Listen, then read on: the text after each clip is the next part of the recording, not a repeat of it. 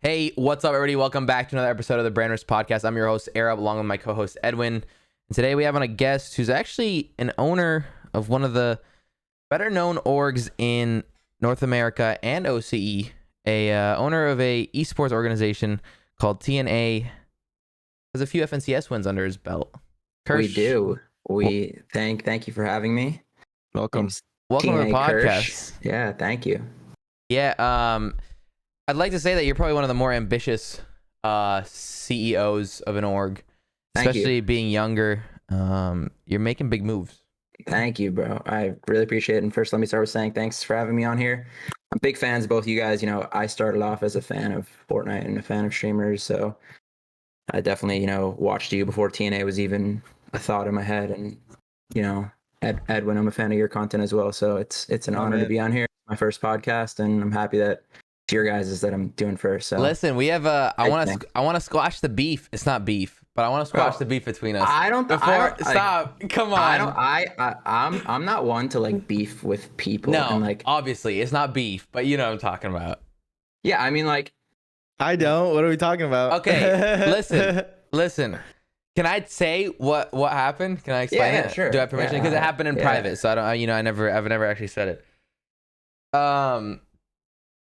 I tweeted one day. I said Hitler had the. You remember the Hitler tweet, Edwin? Hitler had the I said Hitler had the right idea. I said Hitler had the right idea. He just targeted the wrong people. He should have targeted Twitch viewers. And Kirsh, being Jewish, he hit me with a message. He said, "Listen, man, I'm the least politically correct person you know, but you just can't be tweeting this." And I was like, what?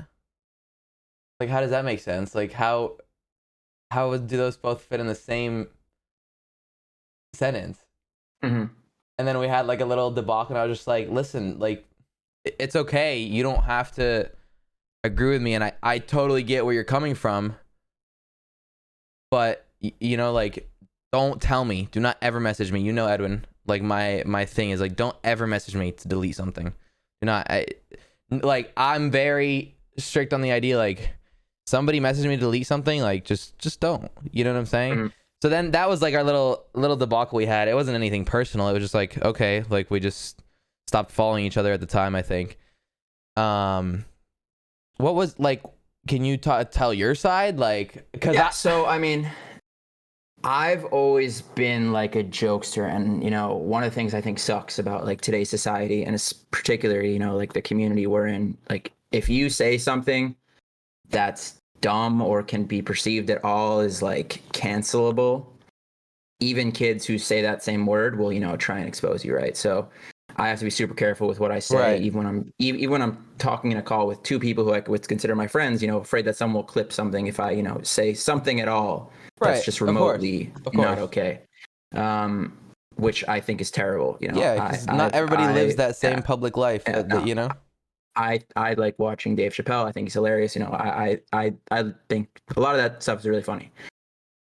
I guess where I was coming from with that is, and I'm not 100% sure I agree with my reasoning from back then, but I think we are in a position where a large majority of our audience, and it's what I mentioned to you, is really impressionable, and are like 14-year-olds, 15-year-olds, 16-year-olds. So saying to them even at all remotely like Hitler had the right idea, or like slavery was okay, or just some horrible Holocaust or tragedy was okay. But is it saying that, or is it like the whole thing explains, like, you can see the sarcasm? I think the thing about comedy too is like it's subjective in the sense of like anyone that consumes the content that is supposed to be comedy might not always see it as comedy, or might take it more literally. Yeah. But here's the thing though, to both of, well, I would say more to Arab's point, which is something that I've been kind of thinking about just in general, is that a lot of these platforms, for some reason, they make it seem like the people that create the content should also babysit their supposed audience, where like I don't really agree with that. Like there's something that's going on Twitch right now where they're banning everyone's ability to gamble. The gambling codes. Yeah, to promote the gambling codes and this and that. And the premise and like the reasoning why is because gambling is bad and audiences are impressionable. Well, to that I say, shouldn't you just monitor what the fuck your kids watch anyways? Yeah. You know what I'm saying? And if you know, I just feel like there's a lot of other things that are in that same realm of impressionable and not good for kids that is on Twitch and if not encouraged, right? So like why is anyways, my point with that is I don't think that you should the liability of babysitting your audience shouldn't lie on your shoulders. It should lie on the people's parents that care. Yeah. So it's like, you know, to Arab's point, I think you should be able to tweet whatever the fuck you want, and whoever gets offended by it, block it or don't consume the content. You know what I'm saying? Yeah. Shit. I mean, for the majority of instances, I agree with you. Once again, there's definitely a bias, you know, me being Jewish. Of course. So I'm obviously going to care more about it, just as if, you know, it was referenced that, you know, African Americans or Asians, they will care more about that just inherently. Yeah, exactly. Of course. Exactly. Of course. And obviously that one hit closer to home than other ones. Yeah. Right. But like you can totally understand too, like where I'm coming from, right? Like just because you can't decide to like, you know, well you can decide, but like to me, like you can't decide that you're cool with every joke until you know it has to do with something that you might be related to. Yeah. I guess we draw the line at different places. Like right. For example, you know, I think it's okay for Dave Chappelle, you know, to hate on African Americans as much as you want. I think it's a bit weirder if, you know, a white comedian does that. It may be a funny joke, but, you know, African Americans or black people may take that differently and, you know, say, hey, this guy can't say that because he didn't go through that struggle that we went through. Right. It's different when I hate on Jews because, you know, I have family members that are in the Holocaust. So, right. But is that hating on Jews? Like, do you see that tweet and you go, oh shit, he hates Jews? No. You know what I'm saying? So yeah, I mean, I definitely think I overreacted a bit. I fuck with you, bro. I just think that, and I don't even necessarily agree with this, but just the way that society perceives things is annoying, and I don't necessarily agree that, you know, a black person should be able to say something that a white person can't. But that's just the way it is. Like the thing is, like, I was gonna tweet this, but I haven't yet because I have to like word it correctly, or like I'm just not happy with the wording yet. But it's basically like the premise is, it sucks that people that use stereotypes as a tool in comedy sometimes are viewed as like racist, when like racism is like it comes from hatred and ignorance and a misunderstanding of whatever group you're targeting or hating on, when in reality, like, you know, satirically based you know, stereotypical comedy is not the same as being a racist, and people can't, you know what I'm saying, like the difference just isn't there. Like, you know, me and Eric make fucked up jokes to each other all the time about whatever, and it's like, it's lighthearted, bro. Like, neither of us have a hating bone in our body. It's just what we find funny, other people will not. But that's like why you get the option on the internet and in general to consume the content that you prefer and to avoid content that you don't. You know what I'm saying? And me and Arab always talk about this because, you know, me and him have a really good partnership where we both, like, you know, we always like meet in the middle as far as like what we, you know, what we end up producing and releasing. And it's like, our thing is, it's always in good taste, it's always in good fun, and it's always harmless. You know what I'm saying? It's always just funny, you know, and if people get offended by it, dude, then that's on them. That's not on anyone else, you know? Yeah, I mean, and off Twitter and not being CEO of Team New Age, I'm very much the same with my friends. You know, I grew up, I was the only white kid on my soccer team. You know, my high school was 65% Southeast Asian and, you know, full of Indians and Bengalis and Pakistanis, and you know, there were plenty of off-color jokes that, you know, everyone understands. It's just a joke, right? Like, and you know, I think. Sorry, go ahead. No, I mean, it's just I'm now in a different position where I'm under a microscope from 13-year-olds who hate TNA, from, you know, people who want to see TNA fail, who will clip one thing, who will, it's crazy, huh? It's crazy. The amount of messages I get, you know, saying like, "Oh, I know you did this," or just something, and I'm like, bro, like, dude, you know, I tweeted about that today, actually. I tweeted, miserable What'd you people say? love to watch people fail. Yeah. And Yeah, it's true. the reason I tweeted that, dude, I forget what happened, but I just saw I think it was a YouTube comment or something, and it was like somebody preying on my downfall. Like, Yeah. Like, Why? I don't know, bro. It's like that much effort and passion and time being spent on thinking these like venomous words, bro. Like the thing is, like the people on the internet, like they also don't understand that like we read these things and it's fucking weird, bro. Like we're just regular fucking people, and like to read some crazy like I hope for your downfall shit, like that's wild, Bro, it amuses me because like I don't know if I was ever there when I was younger. Maybe I was. Who knows?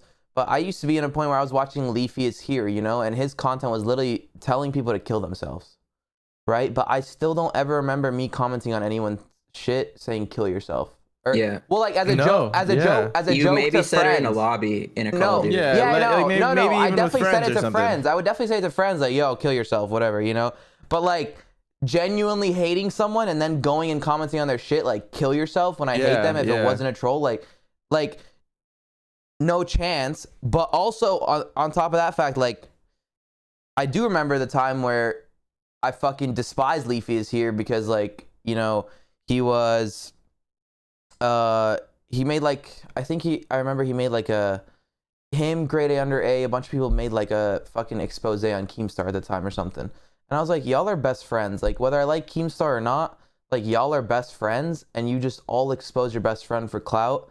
Like I would dislike him and then I'd go on my second account, I just switched it on the top corner and I'd dislike it again when I'd watch the video.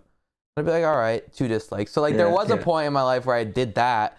But like bro, dude, but if that's the pettiest thing you've ever done on the internet, bro, you're light years ahead of the idiots that fucking write crazy things in the comments, man. Dude, that shit baffles me. Like what goes through your head to just DM random people like, listen, bro, fuck your shit, like, like fuck you, like blah blah blah. I've gotten paragraphs before of pure hatred. Mm-hmm. Do you just think it's because of the accessibility of young, like when Arab, how old are you? 24? 24.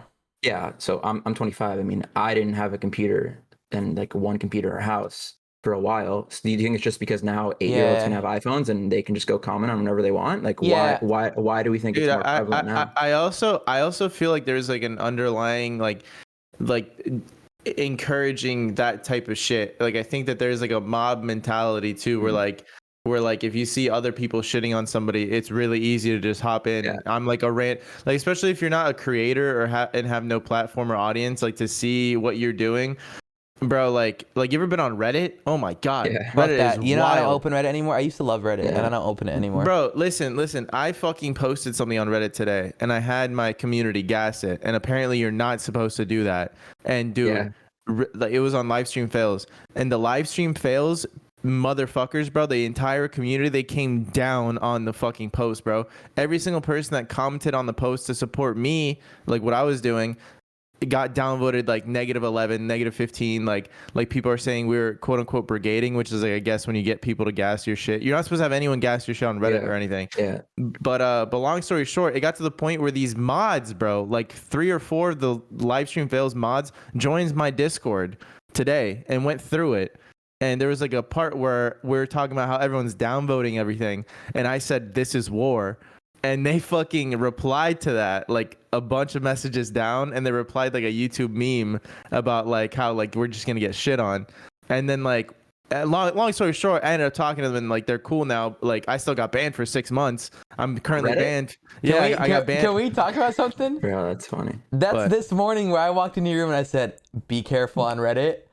Yeah. Because literally, I literally said they will know. I literally go into his room, bro, and I go, be careful on Reddit. They will know if it's you.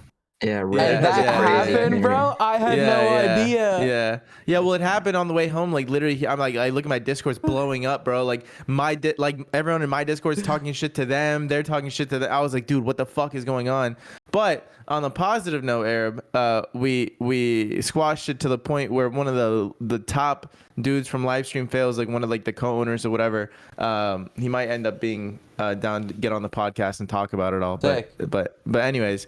Going back to the point, which is dude, the mob mentality, the anonymous profile picture, anonymous username and shit really enables people to say the craziest shit with no consequence on the internet. And that's just how it is, I guess. I don't fucking know. Yeah, I've definitely gotten DMs of people who are too afraid to, say something publicly, DMing me with one follower Twitter accounts created 2 minutes ago saying, Oh here's a my God, screenshot right? of a conversation your player, a big player on Team New Yeah. Age had with someone, just thought you should know, or like, Yeah. just, here, use the screenshot if you ever want to expose so and so, right? And it's just Like, why? Yeah. Like, just, I'm not here to monitor everyone's fucking personal details. And like, how crazy would you go if you knew what everyone was saying at all times? You know what I'm saying? Like, I've wondered it. What if you could know what everyone was thinking? No, specifically about you too. Yeah. You go crazy. You'd go crazy. Yeah. Because like, even if someone's not harmful or doesn't dislike you, but there's one thing they don't like about you and they think it, you're like, oh shit, like, Yeah, and then But going to that point, you're saying like people are quick to hop on a hate thread of someone. I'd like to think that like I do a pretty good job at just keeping it comedy the whole time, because whenever something happens, and it could be like some of the craziest shit, like FaZe K, right? I'm never like, oh fuck this guy, blah blah blah. I'll crack a joke. It'll be something comedic about it, and it doesn't matter what the situation is. Like in that I think the FaZe K one, it was like I said like, oh, holy shit, FaZe Clan must have saved so many kids or something. I don't know, there was something, I forgot what it was, but it got like 8K likes, bro. that. Yeah, it's funny. It got like 8K likes, and it was purely comedy, and there wasn't like an ounce of what. I said one too. I said I added FaZe. I said, does this mean the kids won't be saved? That one banged for me too. Yeah, and so like, like maybe it's because we're older, or maybe it's or maybe it's because of that comedic like. Did you guys go to college? I did. He did. Yeah. I mean, I've watched some of your past podcasts, and I somewhat agree on college isn't necessary for most, if maybe half the professions you go into, but in terms of developing like social skills and understanding comedy a step further, I think that is developed a lot in college. I've spoken to a lot of Fortnite pros who like haven't gone to college, or just people in general in this comm who are older and didn't go to college, and the lack of social awareness and understanding of certain things you can definitely notice compared to those they're not very well rounded. I feel like a part of it all is like being well-rounded enough to understand everyone's point of view. You know what I'm saying? I think it has to do with just being exposed to different people. I grew up in New York City, and like I said, oh my God,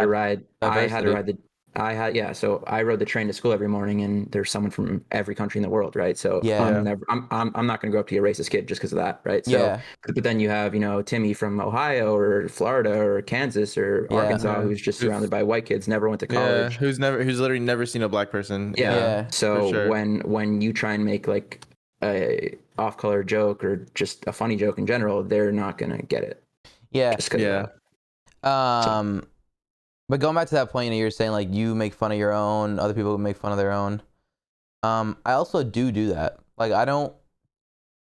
It's like nobody's safe, Like let's say, and I like to point out the fact too that like just because somebody makes a joke doesn't mean they're. It doesn't mean that there's ill intention. Like it's meant to make people laugh in a bad time or whatever. Like let's say for example, like that Lebanon bombing. That explosion, was the largest explosion, that non-nuclear explosion ever in the history of mankind. Beirut was obliterated down there. It was the largest explosion ever, next to Hiroshima and Nagasaki. Yeah. Okay, and like devastating. In the moment, right? I went, did a charity stream. Within fucking 24 hours, raised $27,000. Fucking, awesome. Congrats. Mia Khalifa hit me up because of it, etc. Like people heard it, and we did shit together. But that didn't stop the fact that the next day I got sent a fucking meme about the explosion, and it was way too funny, and I laughed. Yeah. You know what I'm saying? Like it doesn't change the fact that you can laugh at things when shit happens. Yeah. Like, just because it happened doesn't mean you can't enlighten yourself. Hey, so I got a question for you, Arab. Is do you not believe in things being too soon? No, I don't. So for example, when Kobe crashed in that helicopter, would you make a joke about it the next day? I mean, don't act like we weren't cracking jokes together already. No, yeah. I mean, I don't remember. I No, mean, we you know what were. I'm We saying? all were in Were we? Discord, yeah. But it's Bro, just things that we laugh about, and I Yeah. didn't want to tweet about it on the timeline. I Yeah. felt like Yeah. it was wrong to tweet about it on the timeline at the time. You know, I was like, this. Why? But I was like, this just wouldn't sit well. A lot of people are clearly, you know, are clearly So you take it on a case by case basis. yeah, case by case basis. Yeah, You know, fair. It's fair. okay. It's okay for me to laugh at it, but there's times where I'll hold the joke back because Yeah. I I laugh at it in private, but Hey, Yeah, well, because case by case. because I feel like some people like they don't even for you, Arab, I feel like some people don't understand that like it is case by case. Like I feel like some people just think that you like just go for shock value no matter what, Yeah, but it's well, case by case. You know what I'm saying? yeah, and I never do it for shock value. Like I don't do it to piss people off. I know people are gonna get pissed off, but that's not my job to make 7 billion people happy. It's my Yeah. job to entertain the people that are there for my shit, you know? Yeah. Yeah. And bro, and like I had a conversation with somebody the other day and it was about like tweeting or posting offensive things online. And they said something along the lines of like, oh, I just wouldn't because I just don't want to be, you know, I don't want to ruin somebody's day or whatever, blah, blah, blah. And I told them, I was like, see, that's a slippery slope.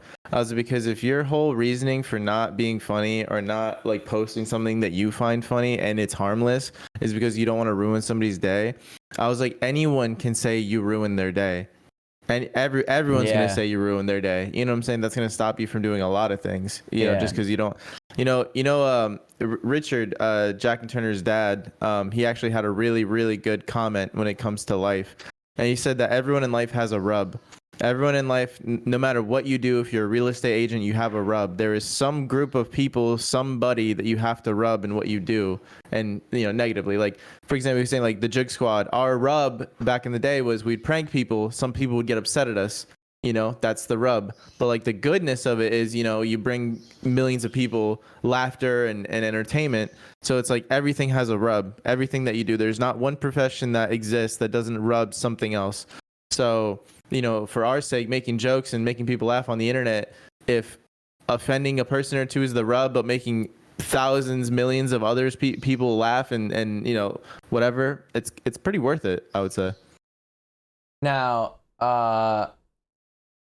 Kirsh, I have a question about your content game. So while we're on this rub, Yeah, what's up? you know, obviously you're innovating, etc. You're one of the only people that's out here making IRL content with your players. You know, you're bringing people from Australia to the US to compete. How does that prank content that you make with the boys in New York rub against people? You know, in different ways. One, it's not necessarily a rub, but you know, there were haters, of course. I forget which pro it was. I think it was Stretch, yeah. You know, I remember tweeted it. out. He tweeted out, and in my head, I thought I was like, "What's the point of tweeting What did he this?" tweet? What did he say? He tweeted, Said "If this you," is like the most cringe video. he or said, "This is something, the I don't know. absolute most cringe video ever made in existence," or some shit. I remember That's I was so on the timeline. fucking. That's so lame, dude. Yeah, I in my hate head- when people do that. In my head, that's what I was wondering. I was like, "What's the point of this?" Yeah, so I mean, obviously you're gonna have haters in that sense, which, like you said, is stupid. Like, thanks for the 3K views you got us, and like, it did wind up, you know, screwing over the video because people just click and then click off, as I'm sure you know that kills Yeah. view duration. But you know, I love doing stuff like that. Like you said, I wish more orgs did it. It's fun. Other than, you know, haters like that, I don't really think it rubbed anyone the wrong way.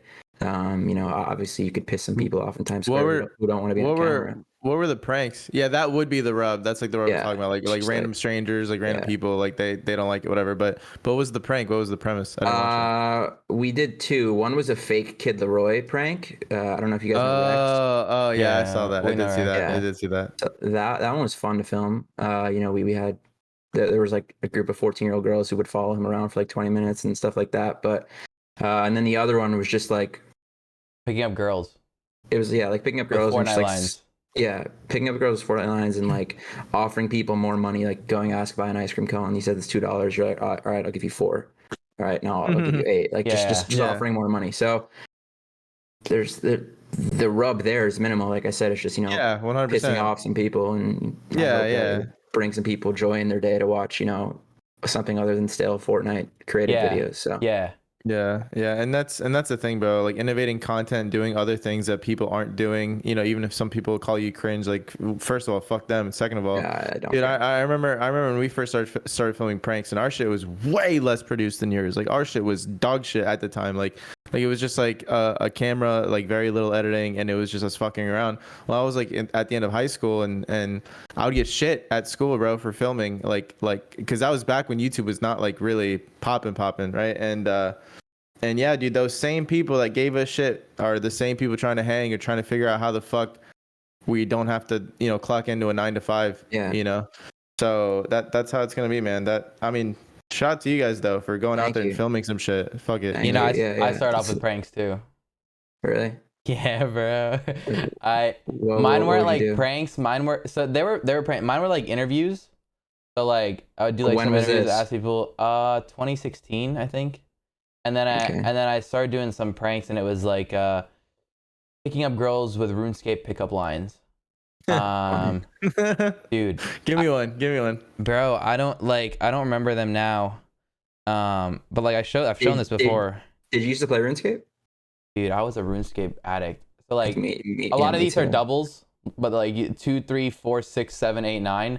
That says RuneScape pickup lines. You can't. It's not focusing. Oh, there we go. Oh yeah. RuneScape, I still have their numbers saved like over the year. I don't know what the fuck their names are. But like when I save the girl's number, I just put number 2, number 3, number 4. You know what I'm saying? And like the goal of it was to get like 10 numbers or some shit. Bro, for your IRL shit, bro, you should say like calling chicks we pranked 10 years ago or some shit. Oh my god. Yeah, because you got a lot of numbers. Holy fuck, them pickup lines work. Bro, imagine I call him, I go, hey, you remember like the cafeteria at blah blah blah university? Like I got your number like 5 years ago, and I just wanted to call to rekindle that relationship. I just wanted to call to see if you got hot. Can you send me a picture? Have you ever seen those like Tinder messages of like 2 years later? Like, sorry, my phone was charging. Yeah. Bro, listen, That could be dude. I had this homie on Xbox Live, bro. He was like one of my best friends at the time, and like Xbox Live, like now, like 10 years later, everyone, you don't know anyone, like all your friends on Xbox, like fuck, where'd they go?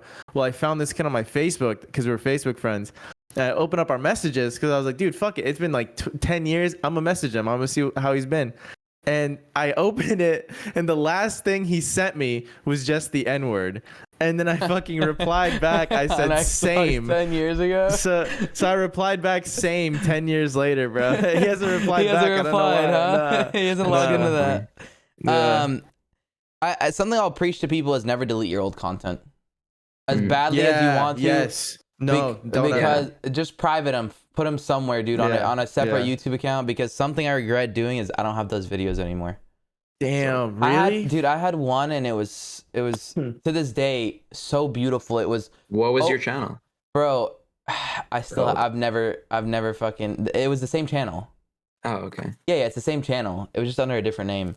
But there was one, and it was one of my proudest ones, and it was opening the door for people who are far away but not too far away. Oh yeah. Dude. And at the time, it hadn't been done. Oh. It hadn't been done at the time, and I did. You watch Curb Your Enthusiasm? No. Yeah, I love that show. There's an episode. Oh, maybe they did it. No, like YouTube prankster. No, yeah. Yeah. Maybe like something like Impractical Curb Your Jokers. Enthusiasm is so good, bro. Curb Your Enthusiasm is one of the funniest shows. I use one of their like sound bites in our vlogs like pretty often. Anyways. But I would hold it for people who are too far away, but like not too far, and they would like run. Yeah, they would like hit the little jog, you know. And I'd be like, "Are you fucking serious? Like you took so long," and I'd slam the door before they even got to it. Like as soon as they got to me, I'd be like, "Fuck this! Like you're so rude." I'd walk off, and they'd like look. They'd be like, "What the fuck?" Like, that's funny. So you're doing different content. I've noticed your main IRL content roster isn't your Fortnite pros. Who are they? Like, what's the reason you have different personalities on there? Yeah, so I mean, just kind of the way that most people are. They usually focus on one. Obviously, it's great to get, guys like Tfue who will be comfortable in front of a camera and amazing at Fortnite. That's his best friend. Yeah, for everyone listening too, I don't know if you guys know this, but he's actually one of my good friends. I don't know if you guys know that. Do you guys know that? Did you know that? Well, now you do. Okay. All right, awesome. Yeah, so I mean, it's an ongoing meme, dude. It's an ongoing meme. The comment section will leave me alone. Anytime somebody mentions Tfue, bro, like Yeah, the comment yeah, section, yeah. like, Edwin's his good friend. Every time somebody mentions Turner, I immediately know this idiot Arab is about to say something. That's funny. Yeah, so I mean, I'm not sure how familiar you are with TNA's roster. But we have guys like Slick and guys like Oliver OG who are comfortable in front of camera and do stream and place well. Slick just got 9th in DreamHack today. Oliver did? Slick did. Oh yeah, with Bully, yeah. Yeah. And then we have the OCE guys who we primarily signed for them to be pros, not to be content creators. So it's a good question you ask because that's one of the hardest things about getting a house with Fortnite pros, managing Oliver OG streaming 12 hours a day, wanting to play Good Fortnite. For him. I respect him heavily. Oh yeah, he's the biggest grinder. We signed him when he had 30 viewers. Now he has 100, 300, 400. Yeah. So he's I amazing. just followed him. That's the I've heard about him for a while, and I just hear I see him every once in a while, and the reason I did know him was because everyone says he doesn't blink in endgame, but aside from that, he seems like a pretty solid homie. Like he seems like he's pretty straight up. Aside from that, that ruins his personality. No, but it's the fact that he doesn't blink, I'm not gonna lie. Couldn't come to terms with being friends with him. No. I mean, I'm saying that's like a weird thing to hear about somebody at first. Usually it's like, oh, he's a really good player. Oh, he's really funny. But no, this motherfucker just doesn't blink. This dude's on meth. Did you hear about him from my clips of me doing memes about it? No. You know what I did here? The first time I ever saw this motherfucker was actually on your stream because you were doing a watch party and you watched him, and everyone in the comments is flaming the fact he hasn't blinked. He hasn't blinked. Yeah, I do a blink cam on him when I watch, and I'll big screen his eyes only, and we'll do a prediction on how many blinks for 3 whole moving zones, and normally it's about three blinks. Really? Yeah, and he takes it well, and I think it's good that he takes it well because he knows it's not in hateful manner. You know? Of course not. And it helps. I think it helps grow his stuff because I made a lot of meme edits about fucking Oliver, and I'll tweet that him. Dog one was so funny, dude. And I'll tweet him, and they'll bang 20K views, 40K views, and he always comments on them, and and that's important, I think, because. Like you saying Tfue's friend at first, you're like, Arab, when are you gonna fucking stop? And you're like, dude, you know what? Why aren't I just fucking going with it? People like to make memes about things. Yeah. And you can either be the person on the internet who goes, all right, fuck this, I'm gonna silence it, whatever, and Streisand effect comes in. Or you can be like, hell yeah, this is funny, and go with it. You know? I'm telling you, look, here's what's gonna happen. We're eventually gonna come out with brand risk Tfue's friend merch, where it just says Tfue's friend on the front, but I get 90% of it. That's the deal.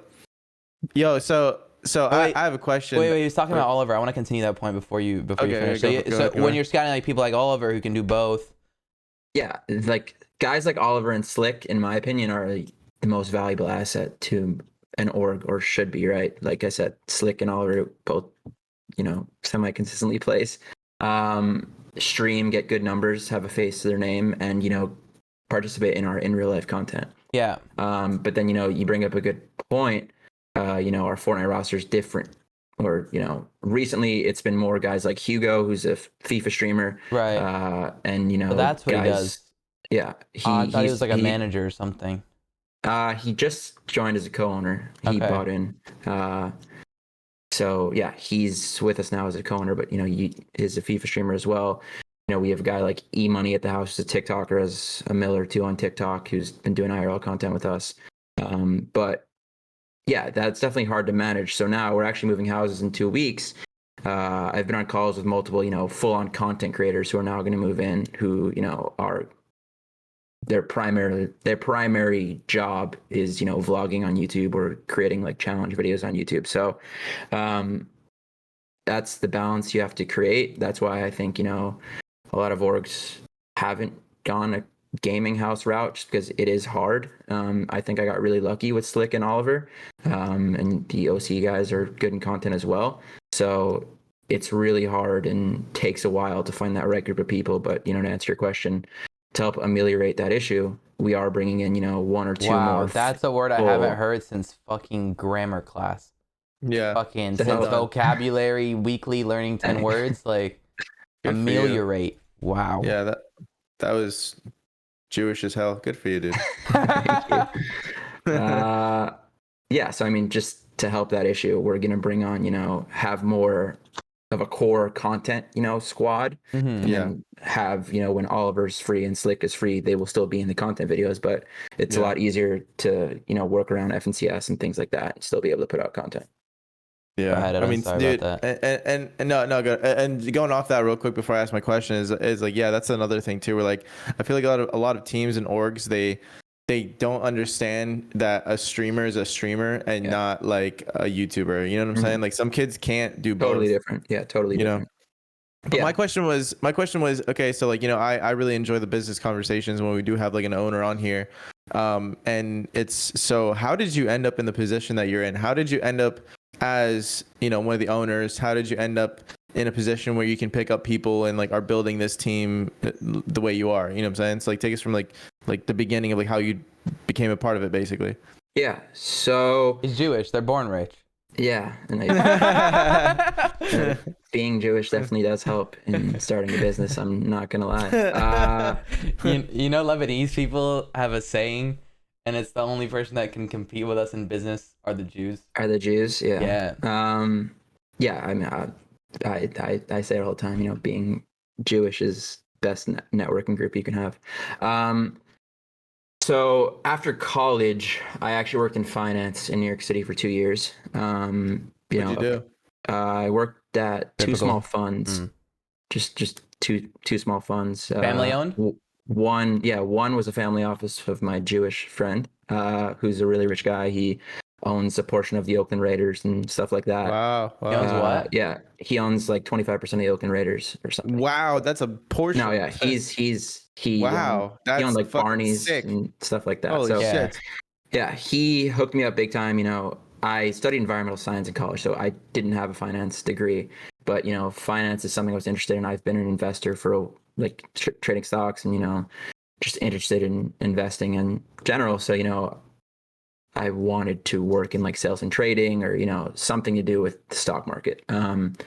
So that's what I went into, and then I spent a year there, and then a year after I went to a real estate fund. But then when COVID came around, that fund closed down. But I was 2 years into a job, or two years working, 8 a.m. to 7 p.m. I was making good money, I was People don't realize too, to make good money, you got to breach that 9 to 5. Yeah. The extra hours matter. Yeah. Mm-hmm. By the end of my second year, I'm making 100K or so a year. So I had saved up money, and COVID came around, and all I was doing all day really when I would get home from my job is watch T-fault scrims, right, or watch whatever. Did I tell you how I'm his friend? Did I tell you that or no? Did I bring that up? No, you didn't. Yeah, I know that guy. T-fault's friend? No, I used to be a mod in there. I'll ban you right now, actually. Yeah, so I mean, I would come home and just watch Chap, Tifu, Morgazi when he used to stream. That's before COVID, though. Yeah. I'm just talking about when I would come home from my real job. What I would spend my free time doing was watching. You streams. probably saw me one time because I won a T-fault. Probably, maybe. He goes, maybe. I'm like trolling here. Maybe. He's like, yeah, dude, I don't know. Yeah. So I mean, like I said, and I've always been a self-starter. In college, I started my own branch of a national fraternity instead of rushing one. Yeah, you look like you would. All right. It's probably. He's like, this is a rough. Is that a rough podcast? I didn't say that. I look like a kid who would start my own fraternity instead of join one is definitely an insult. Hey man, take it how you want. So yeah, I mean, I've always wanted to like start my own thing. So COVID comes around. Me and my two buddies have been playing Fortnite since it came out, like my lifelong friends. And, we had joked about starting orgs and, just joked about it. And then one day this is literally how TNA started. I met this little squeaker in squad fills, and he starts talking trash to me, like saying you're trash, whatever. And so I like 1v1 him or whatever. And I realized that he's cracked, and he was on console. But he was wagering kids who were on PC and had a few $1,000s in earnings. And I was like, Shin and Joaquin, who are my two partners, I was like, yo guys, like I don't have a job right now. I've saved up money. No, it was this kid Uzziah who's still on TNA. But he was an underprivileged kid. He lived in a trailer park for like 2 years. So I said to my two best friends who I was always playing with, like, let's take a chance on this kid. Let's get him a PC. Maybe he is cracked and consoles was holding him back. So we did it. We figured worst case scenario, we just changed the kid's life. He was a 13-year-old kid, and we just got him, like a $1,200 PC. And that's really how TNA started. We signed him in like a 2-page contract to TNA. His salary was the PC. And then, it sounds like hilarious. But it was basically, I would say, like, we would go into other streams who had like 10 viewers and had a wager in their title, and I'd say, okay, Uzziah, go wager this kid, see if he's good enough for TNA. Like literally, like you're old school, like you beat me, you get to join the clan, right? So that's really how TNA started. We picked up like 5 wager kids who beat this kid Uzziah. And yeah, like, so I mean, fuck, $1,200 and he's getting shit on by every no, yeah. Yeah, so we signed a few wager kids for like a few $100s a month each, which I would never do today. And then, what, sign wager kids? You're saying you'd never do today?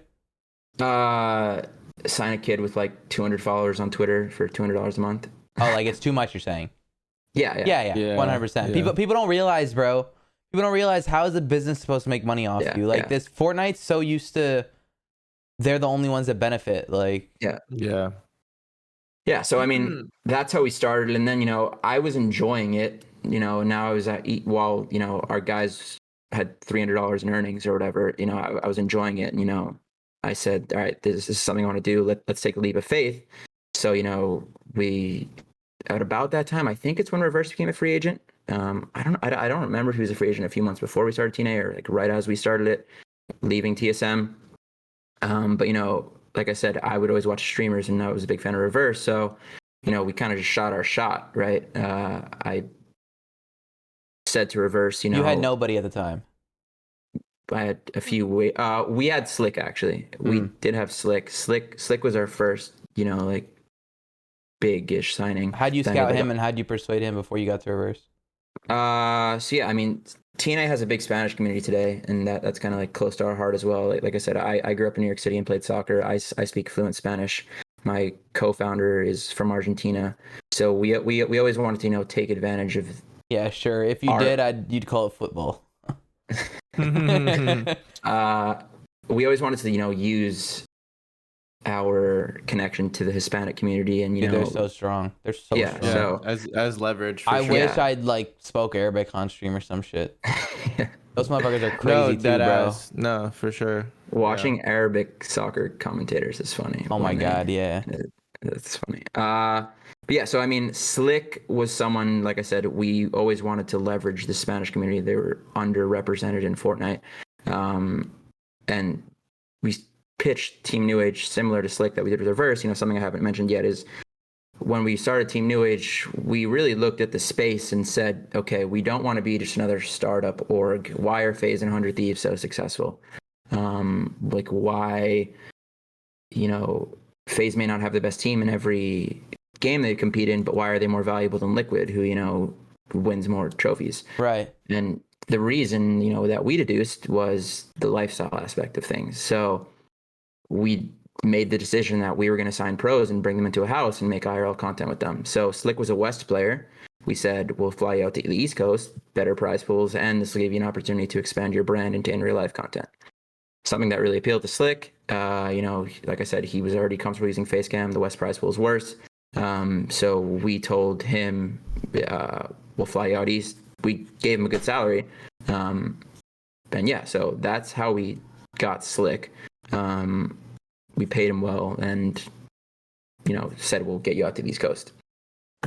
So we had Slick, and then Reverse was the big break for us in terms of getting notoriety and putting us on the map. Was a similar pitch. Reverse is in Ohio. Reverse is someone who's comfortable using face cam, and I thought it'd be a good opportunity for him after leaving TSM to be the face of an org. So we offered him the house, a good salary, and after Reverse, things just kind of fell into place. So now, I have a question about Reverse. Yeah, I don't know how much you can go into this, but when he was on our podcast, he mentioned, you guys got off, but he couldn't talk about why he wasn't part of TNA anymore. Yeah, I mean, we offered everything we could to Reverse at the time. Like what people still the average, fan or supporter won't understand that TNA is still self-funded. I don't have a ton of money. Right. I only worked for 2 years. I wasn't able to save my full salary. We don't have any outside investors. So a lot of, people that have left TNA on not the best terms is just simply because, they've grown a lot, and I can't offer an arm and a leg to every player. Right. Yeah. Not to say the Reverse isn't worth what he's asking for, because I still respect Reverse. He's still one of my favorite players, one of the best players in the world, in my opinion. So he was expecting more. We couldn't offer that, and it clearly rubbed him the wrong way. Yeah. Almost like you don't think I'm worth this much, but it's like more so the fact that I literally can't afford you because I have no job. This is my job, and it has to work with what I have. Yeah. So if I could have potentially offered a shit ton, but then I'm risking TNA going broke in 4 months, right? Yeah. So, Yeah. I have that was actually my one of my main questions, because you're flying people out, you're getting them houses, you have people like Reverse on the team, you say you pay them well. I was going to ask, like, how have you been funding this? Because in the beginning, like, most things start self-funded, but like at this point in TNA, do you guys have any sort of funding, or is it still self-funded? Yeah, so my partner Joaquin still works in banking. That's how you pronounce it. Yeah. Dude, I never knew how to pronounce his fucking name, and he'll come into Chan. Joaquin. Yes, bro. He'll come into Chan, like, that's funny. Joaquin, like, what do I know it's wrong. I've never heard that in my life. Yeah. That's a cool name, bro. That's a dope name. It's dope. And he's from Argentina, but he still works a full-time job. He works, basically full-time TNA and full-time banking. So he's bringing in, close to 6 figures. He's, once again, not a ton of money, but right. Close to while you're doing a lot of the busy work. Yeah. So his salary definitely helps. I still have, a solid amount of money saved, like, through investments. I basically, I don't want to, overgas myself, but for whatever lucky reason, I sold a lot of my investment portfolio before COVID, rebought when it was down 50%. Nice. Good shit. Doubled my money. So, damn. Yeah, so I still have, a solid amount left in investments. But you have to use it wisely, Yeah, but you're not 100 Thieves, fucking Drake and Scooter Braun funding you unlimited money. I can't afford to sign a $7,000, $8,000 a month player and risk not getting investment in the next 6 months, or else I'm going broke. Yeah. And to that point, like, considering the fact that you guys are technically still self-funded, do you have any projection or outlook on when or how you're going to monetize this to the point where it can be somewhat self-sustaining, or is that? Yeah. So another, like, shock is, TNA through sponsors, YouTube, our creator coin generated 20 grand last month. Wow. Which is, people have that reaction. I was in a call with a potential investor the other day, and they're like, how the frick did you do that? Yeah, Arab, it looks like you have a question here. Yeah, because you DM me about that creator coin. Yeah. And so, I mean, the only other person that's DM me about that creator coin was a dude that was shady as fuck. Yeah. And then you DM me, and it was after, like, our last conversation before you had DM me about the creator coin was literally us talking about the fucking, the joke. And you DM me out of nowhere, and you go, dude, I have this opportunity for you. Like, think about your own creator coin. And I was like, there's no way. Like, you just tried to shill me on this. No, but like, I always have thought about the idea, like, what if you could invest in a creator? Yeah. But how do you trust that website that you're doing it through, first of all? And like, how does that whole investing in a creator economy work when they have a coin? Yeah. So it's not just a random website. Do you know Gen G, the org? Yeah. Yeah. The CEO of Gen G is actually the founder of this. It's Bit creator. something, right? Or what's it called? It's called Rally. Oh, it's okay. Yeah, Rally.io. Yeah. So he's the founder of it. They're also backed by Coinbase Ventures. They're backed by, multiple world-renowned hedge funds and, investment firms. So it's definitely a very credible website. And once again, Arab, I'll be happy to talk to you more about it after the podcast. Or all right, everyone invest in $ Arab. One key thing is you don't want to say invest in my coin. You want to say support me and buy my coin. Yeah, I just don't do that. I can't shill a fucking like I tell them, like, I don't say support me. I say, like, if you want to buy it and you fuck with it, like, get it. Yeah. You know what I'm saying? No, yeah. I could speak for hours on the coin. If you are interested, I yeah, don't speak for hours, but like give us a rundown.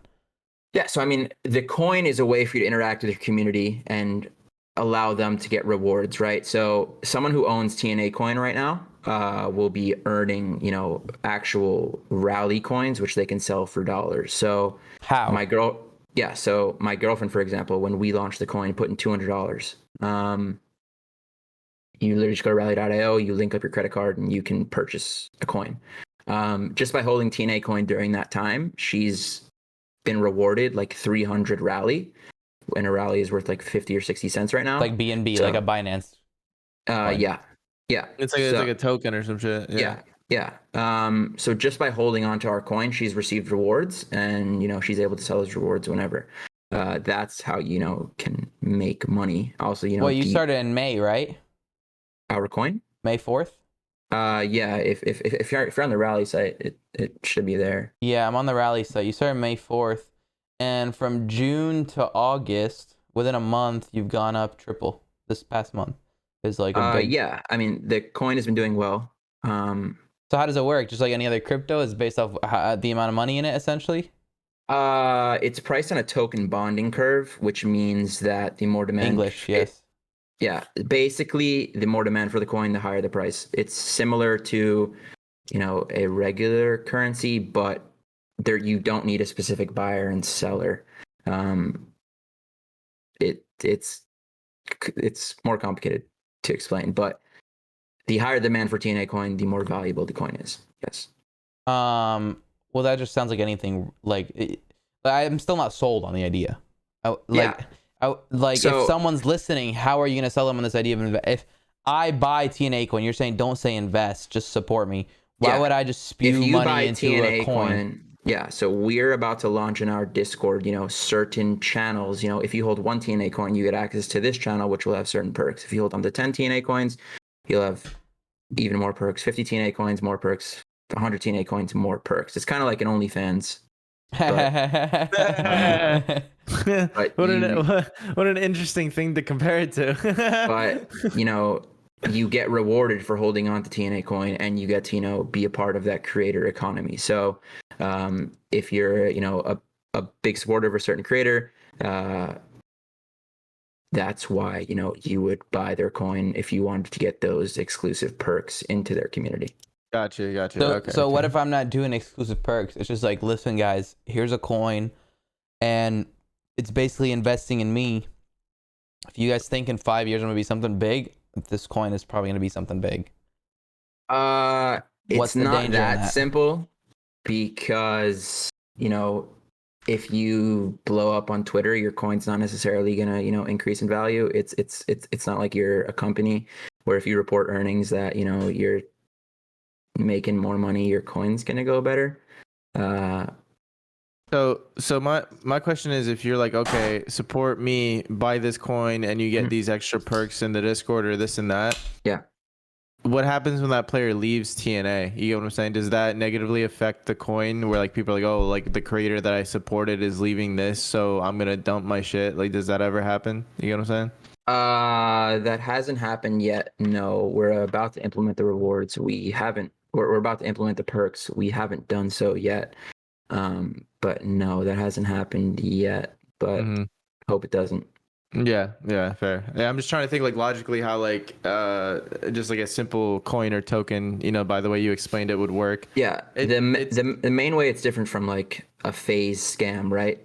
You know, people are accusing K and Tico of selling everything they owned, and you know, here, Yeah. I feel bad go for buy Tico, this. bro. I feel bad for No, him. yeah, I'm a big I supporter of watched Tico that as video well. today, dude, and Yeah, you can sad. just tell that like he was Yeah, like he was going through it. he actually thought it was for charity, bro. Yeah, Like yeah. he's a Yeah, monthly that's the Yeah, he saddest did. part. he's a too. That's the monthly saddest part. donator gives to to them, the yeah, he gives actual them. Save the Children like Yeah. charity, the actual Did- one. Did you watch the K video about how he basically Yeah. just blamed Sam Pepper for everything? Yeah, I watched it, and you know me, like I come with that naivety of I'm very slow to condemn people. I don't really condemn people, you know. Mhm. Like when I see like things like that, maybe it's a fucking, you know, Edwin, it's my fucking biggest fault, but also like, you know, it's I just I look at them like I feel bad for him, but like Yeah. I shouldn't be, you know, but I Mhm. do. Like the K video, even I was like, okay, like this is good, but I kind of like throw out everything that's actually happened. I don't know, man. I'm very not like Dude, like listen, even if I'm gonna someone be honest, deserves dude. it, I'm very like Dude, nah, I'm gonna be fuck honest with you you. know. I'm gonna be honest with you. I watched that video, and Arab, I think I had already expressed to you my opinion of Sam Pepper, having been around him in the past. And if he would have blamed it on anyone else, I would have been like, this is bullshit. He's just trying to blame somebody else. But the fact that it was Sam Pepper, I was like, holy shit. I was like, Yeah. I'm on K's side. Like, I get that. But the thing is, I don't know if the internet is gonna like agree with that, because I don't know. I saw a lot of shit where they're saying that he was deleting comments, but two, they're saying that he just tried pinning the whole thing on Sam Pepper. But like, I 100% believe that it was all of Sam Pepper. Yeah. Because you've I been get around that. him. You know he's a Yeah, rat. dude, I'm telling you, bro. Dude, I don't want to say some crazy shit, but dude, when I'll leave it at this. When I saw that it was Sam Pepper and he was getting blamed for everything, I was like, holy shit, he's not lying. I was like, Yeah. he's not lying. You know what I'm saying? So while you're here, CoffeeZilla, if you're looking at that clip, make sure you leave the part that we say subscribe to Brandris in there. Yeah, subscribe to Brandis. Yeah, I mean, dude, it's just like, bro, he's been involved in a few dealings that were, look, man, if you're the type of person where in every group that you end up in, something goes wrong, or you're the victim of something, or there's like a big drama that comes out of it, and then you have to move groups and meet new people, like at some point you have to realize and understand that everyone around you isn't the problem. It's you. You know what I'm saying? So it's like when time and time again, this motherfucker has gone to like parts of YouTube and parts of the culture, and the same thing happens. I have to believe K. You know what I'm saying? Yeah. That was a good video too. But anyways, moving on. Going back to the coin. Yeah, we were just talking about the how way Kirsh that it's is different. Yeah. No, yeah. So I can't go sell all of my TNA coin, which is another, you know, safety net. You can only sell 5% of your coin per month. So I can't go say, yo, TNA fans, go buy 10,000 TNA coin and then sell all my holdings tomorrow. I can literally, only allowed to sell 5%. Okay, so that's kind of like everything. that anti-will code that was supposed to be in the Save the Kids thing that he had removed. Yeah. Yes. What Good was- callback. Great callback. Yeah. So I mean, it's not a scam. Are people okay with that lack of liquidity though? You know what I'm saying? Yeah, so that's kind of what I was trying to explain in the token bonding curve. I'm locked for 20 months. Well, not even, because it's 5%, so you can't even sell everything. After a year, you have access to sell everything, but still at 5% a month. How? Well, if it's 5%, you've now sold 5%, It would and then take 5%. you a while, yes. So like you sell 5%, but now you have 95% of what you had, and 5% of that is less than, you know what I'm saying? So it keeps getting smaller and smaller, but you can't sell everything. Yeah. So Does that make sense? No, yeah. Yeah, so it take you more keep than 20 halving months. Yeah. Yeah, I think they probably do it on like a There's gotta be monthly ledger something, amount yeah. though. Yeah, It's like a posted balance for the first of the month type shit Yeah. probably. Yeah. So yeah, I mean, I think it's a great thing. I see a lot more creators using them. They're signing a bunch of big creators up to get their own coin, and I think it makes sense too, right? Like some creators use it for their Twitch subs, of getting around the Twitch taking a cut. If you go buy $5 of TNA coin, I'll gift you a sub in my chat. You make the value of my coin go up, and save a bit of money there.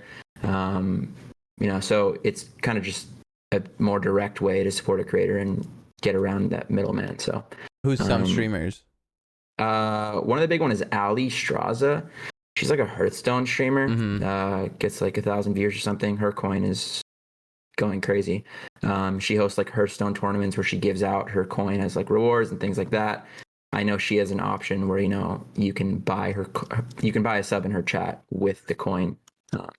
I mean, dude, it's actually kind of a cool concept to like use these coins within your own community.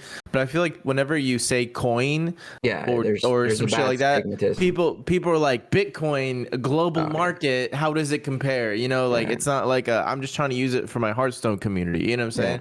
That's actually kind of cool. But that's interesting. Yeah, I mean, I definitely think it'll take some time to get mainstream credibility and knowledge, but I have a lot of faith in it. Yeah, one of those risks you take in business. Yeah. Interesting. Okay, we talked about reverse. We talked about all that stuff. There's still a few topics I want to touch up on. Day. Yeah. A day after one FNCS, there was a big debacle about him being signed to TNA for a contract that wasn't his. That he should have had a better contract, etc. What all happened there? Because the whole community was kind of against TNA. Yeah. So that was like another unfortunate like blindsiding moment to me. Yeah. Probably one of the lowest points of TNA. Thus far, hopefully our lowest ever. Day was. I was in pretty constant communication with Day before that. I knew he wanted and was receiving offers from other organizations. I would check up with Day once a week, be like, bro, is there anything we can do to like make you more happy during your time here and things like that. He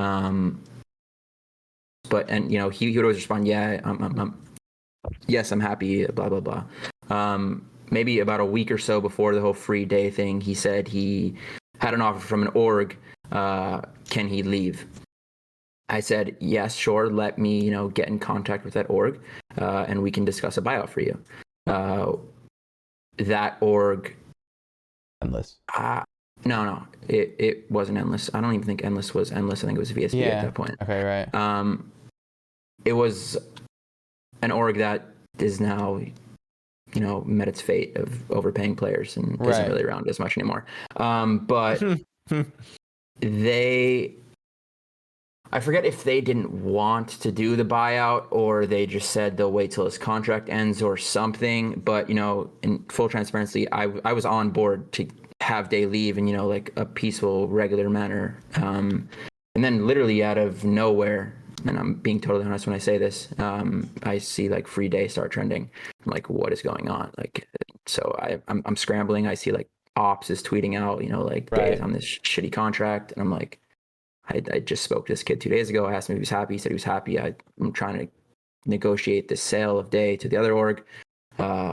Day literally never said to me, Kirsh, I'm super unhappy. Please let me go.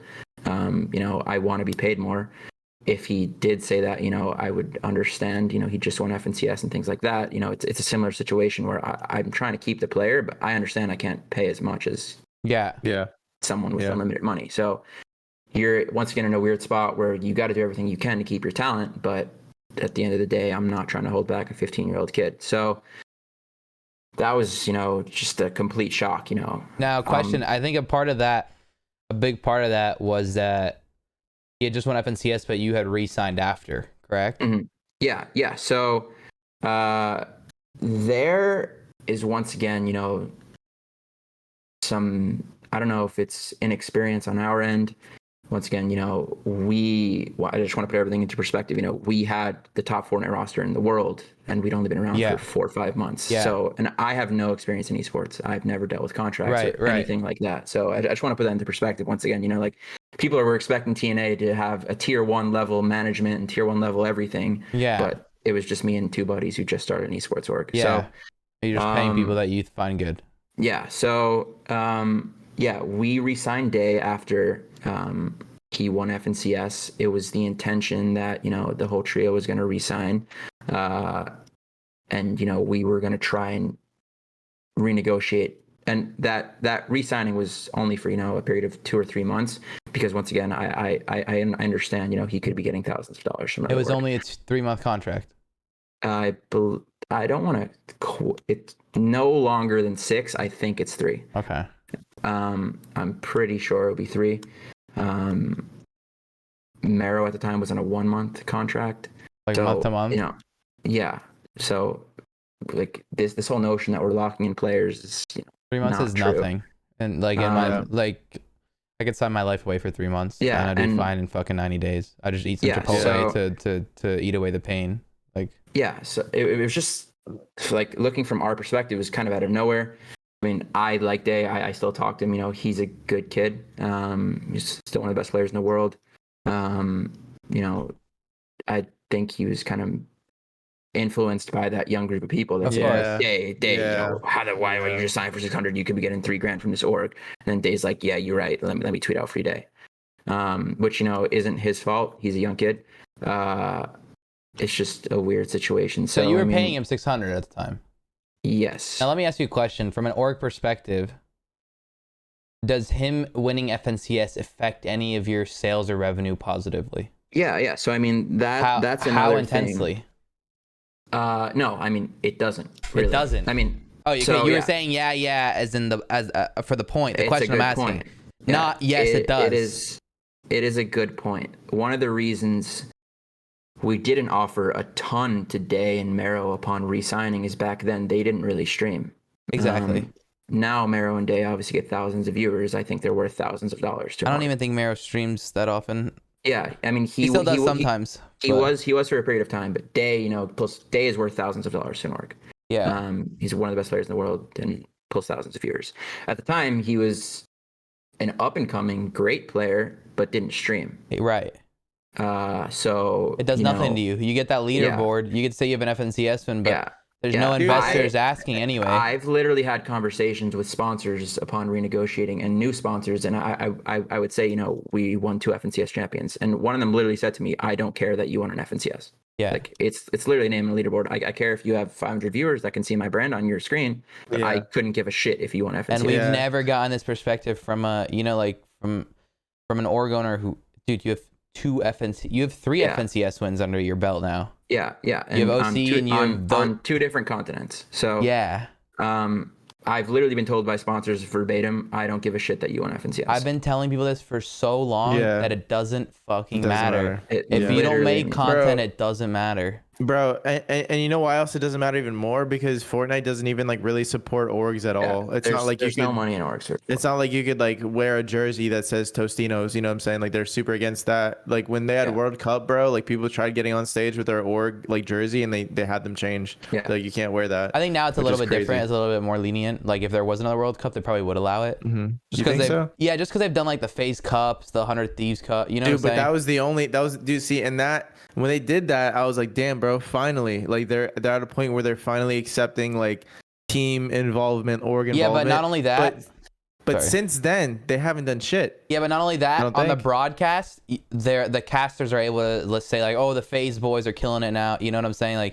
So they've opened up that stage to. Were they not allowed to say that before? They definitely won FNCS. Fortnite didn't tag Team New Age once. Yeah. In their tweets, or say TNA Reverse. Do they do that now? Reverse. I don't know if they tagged the team in the tweet. Did they when you won the second time? No. Yeah, I don't think they tagged it in the tweet, but I'm saying on the broadcast, the casters will talk about it. I don't think they used to talk about it during World Cup and shit. They would say Dubs and Mega. They are really strict though. Yeah. For the TNA Cup, we weren't allowed to have. I mean, it may be like this for other games, and I may be ignorant to it, but we're only allowed to have our sponsors promoted when the casters were on the screen. We couldn't have, a G Fuel panel on when Fortnite gameplay was up on the screen. Ah. So they are still really strict, and I Dude, kind of agree with Edwin that they wouldn't allow. Yeah, stuff like that for I don't whatever think, reason. I still don't think they would, bro, to be honest. I hope they change, but I don't know. Yeah. I think that it's kind of like, it's one of those things where, do you remember when Fortnite was at the fucking top, bro? When everyone cared about Fortnite and they wouldn't give people like Ninja a skin? It's because they were self-sufficient enough to where they didn't need Ninja's audience. But as like Fortnite declines in viewership and shit, they're gonna slowly start accepting those things. Where like now they have a skin for fucking everyone now, bro. Ninja, fucking J Balvin, Travis Scott, etc. True, right? Like why? Now, Yeah. like now I'm telling you, bro, there's been a decline in users to where they're like, okay, now we need these people's communities to bolster Fortnite. And as it continues down, bro, I guarantee you, mark my words, they are going to eventually release team wraps for things, for guns. They're gonna release a character that maybe can cycle through jerseys as like esports type shit. Because you know what, they did that in fucking they did that in Call of Duty, they did that in CS:GO, and and a bunch of games that see that same decline. But they won't do it when they're on top. When they're on top, they don't do it. It's because they don't want to share that money. They don't want to share that revenue. Yeah. You know what I'm saying? Business. But even though it would probably generate more. Yeah. But they don't see it like that. And maybe it won't, bro. We're not the business people that make that decision. Yeah, we're not running the analytics on fucking bajillion dollars. Yeah, exactly. But anyways. So you don't make money.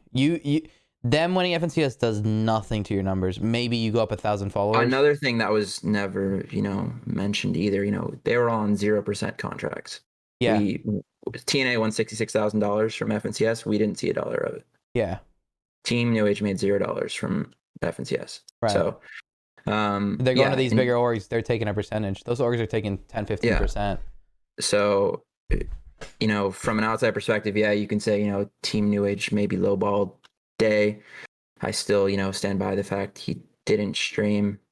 Dude, and that's not even fair to say because, dude, a lot of the times when you sign these people, they're nobodies. Like they well, this is after FNCS they re-signed. Yeah, exactly. Well, okay, fair. But still, he didn't stream, and that goes to that point. Like Saf is a veteran of Fortnite. Why he's not on an org, right? Exactly, because he doesn't make content. That's somebody whose name is cemented across the fucking ranks of Fortnite for eternity. Mm-hmm. He was one of the first to ever do it and be great. But he doesn't fucking make content. I do wish we could have kept Day and Mero and Reverse. That trio I still think is one of the best in the world. I still speak to Mero and Day and Reverse occasionally. I just think it was kind of an unfortunate, scenario and unfortunate series of events and just place that TNA was at where we couldn't afford to keep them, unfortunately. But we got past it and thank God. But it was just a pretty shitty time. Yeah. So if you had to give any advice to people to up their worth in 2 sentences, what would it be? Stream and upload, literally two words. Use a face cam, stream and upload. But that brings up a whole other topic. Now you have a lot of startup orgs who are paying $3,000 a month to a player who just places. So now you have kids who think that that's the standard, who thinks if they place in a cash cup they're worth 3K because now there are these orgs who are trying to get their name out there who will sign a player who got second in a cash cup for $1,500 a month but they don't stream, bro. Then because it's a new I get a org that person doesn't on understand. TNA. So then there's a person on TNA, and this has happened a few times, who will say, Kirsh, my friend just got signed to an org, $1,500, he placed in this cash cup, why are you only paying me $400 a month? I say, okay, bro, I try and rationalize it. This has happened a few times. They decided to leave TNA. I've gotten 3 DMs in the past month saying, hey, Kirsh, can I come back? To those exact players who said to me, these startup orgs are paying people more. Please pay me more. I should be worth that. And now I get the DM saying, hey, can I come back? I was wrong. Bro, there is inflating prices. How do you handle that situation? I try and I understand that they're kids and that, if I was a 15-year-old and saw my friend making 4 times what I was making, I'd be like, what the fuck? I kind of want to do that. So, I try and rationalize it and, if they were misguided and, genuinely thought they could make more money, I'm a pretty forgiving person, and it's not Yeah. even forgiving. Like, okay, yeah, Dude, we knew this. case by case.